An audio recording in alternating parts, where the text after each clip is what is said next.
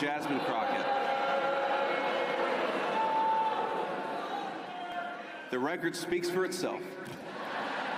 She wants to be a senator, though her street girl persona is about as real as her nails.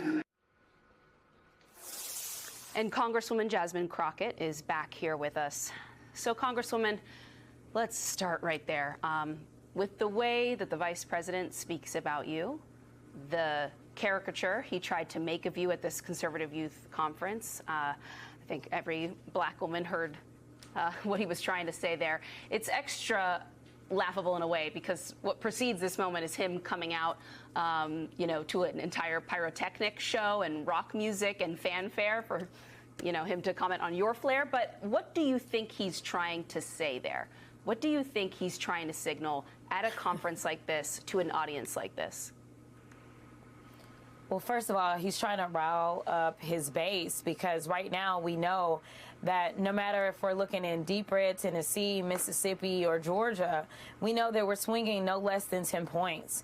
And unlike what we've had historically in Texas, because I know that you talked about the Texas dream of turning us blue, is that we have a candidate in me who absolutely plans to talk to any and everybody, and that is why they are afraid.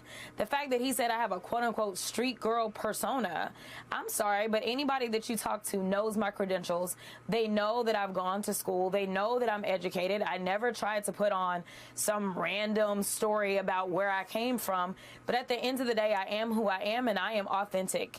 And that is actually what they are fearful of, is my authenticity, because it rings true with every single American, whether they're a Texan or not. It rings true that I am fighting for real everyday people.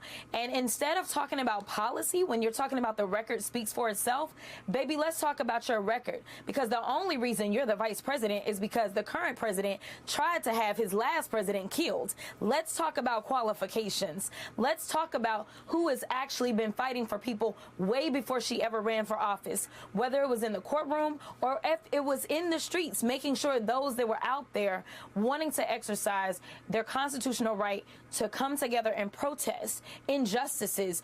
I was representing pro bono people that were getting arrested as they were out in the streets. So listen, I don't have time for him and their games. They are scared, and they should be scared. I need Texans to focus in. I need them to think about the fact that our two senators literally just voted against extending the Affordable Care Act tax subsidies that would help almost an additional almost 4 million people that are on the marketplace in a state where we have 5 million that are completely uninsured. They basically are trying